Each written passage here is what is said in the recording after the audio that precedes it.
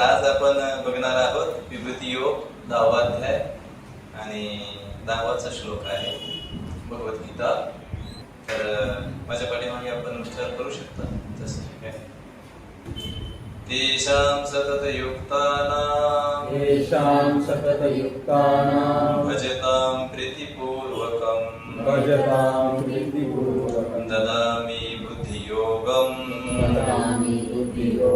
तं येन मां पयांति ते. स्वामी श्रील प्रभुपाद यांचा आहे. अनुवाद असा आहे या श्लोकाचा. प्रेमाने सतत माझी सेवा करण्यात युक्त असणाऱ्या त्या भक्तांना मी असे ज्ञान देतो ज्यामुळे ते मला येऊन पोहोचतात. तात्पर्यामध्ये प्रभुपादजी लिहितात की या श्लोकामध्ये बुद्धियोगम हा शब्द महत्वाचा आहे, अत्यंत महत्वपूर्ण आहे. दुसऱ्या अध्यायात भगवंताने अर्जुनाला जो उपदेश देताना म्हटले होते, मी आतापर्यंत तुला अनेक विषय सांगितले असं भगवंत म्हणतात, आणि आता मी तुला बुद्धियोगाविषयी सांगेन. ही आपल्या ध्यानात असेलच. वर्तमान श्लोकात बुद्धियोगाचा अर्थ विषद करण्यात आला आहे. कृष्ण भावना भावित कर्म करणे म्हणजे बुद्धियोग होय, आणि हीच सर्वोत्तम बुद्धी होय. जेव्हा मनुष्य भगवंत धामात जाण्याचा प्रयत्न करतो आणि भक्तिभावाने कृष्ण भावनेचा स्वीकार करतो, तेव्हा त्याच्या या कृतीला बुद्धियोग असे म्हटले जाते. आता दुसऱ्या शब्दात जर सांगायचे की ज्या योगे आपण या भौतिक जगताच्या जंजाळातून मुक्त होऊ शकतो, तो मार्ग म्हणजे बुद्धियोग होय. श्रीकृष्ण हेच प्रगतीचे परम लक्ष्य आहे. लोकांना हे सत्य माहीत नसते, आणि म्हणून भक्ताचा सत्संग आणि प्रामाणिक आध्यात्मिक गुरु महत्वपूर्ण आहेत.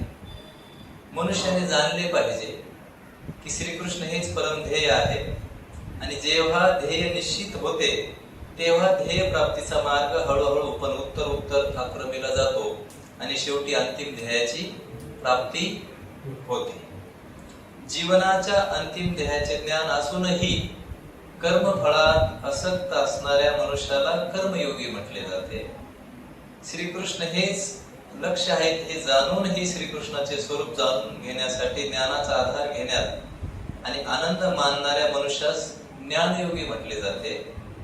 जेव्हा तो श्रीकृष्ण हे ध्येय आहेत हे जाणून कृष्ण भावना किंवा भक्ती योगाद्वारे श्रीकृष्णांचा पूर्णपणे आश्रय घेतो, तेव्हा त्याला भक्ती योगी किंवा बुद्धियोगी असे म्हटले जाते.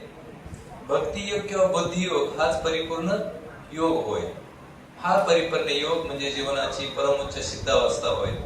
एखाद्या मनुष्याला प्रामाणिक अध्यात्मिक गुरु असेल आणि त्याचा एखाद्या आध्यात्मिक संस्थेशी संबंध असेल, पण तरीही प्रगती करणे इतपत जर तो बुद्धिमान नसेल, तर श्रीकृष्ण त्याला हृदयातून उपदेश करतात. प्रामाणिक व्यक्तीला भगवंत हृदयातून उपदेश करतात,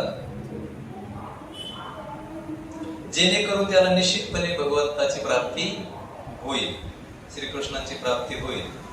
याकरता आवश्यक योग्यता म्हणजे मनुष्याने सतत कृष्ण भावनेमध्ये युक्त असले पाहिजे, आणि प्रेम तथा भक्ती भावाने सर्व प्रकारची सेवा केली पाहिजे. त्याने श्रीकृष्ण प्रीत्यर्थ प्रेम भावाने काही कर्म केले पाहिजे. एखादा भक्त आत्मसाक्षात्काराच्या मार्गावर प्रगती करण्याइतपत बुद्धिमान नसेल, पण भक्ती भावित कर्म करण्यात जर प्रामाणिक आणि समर्पित असेल, तर भगवंत त्याला प्रगती करण्यासाठी आणि अंततः आपल्याला प्राप्त होण्याची किंवा श्रीकृष्ण प्राप्तीची संधी प्रदान करतात किंवा देतात.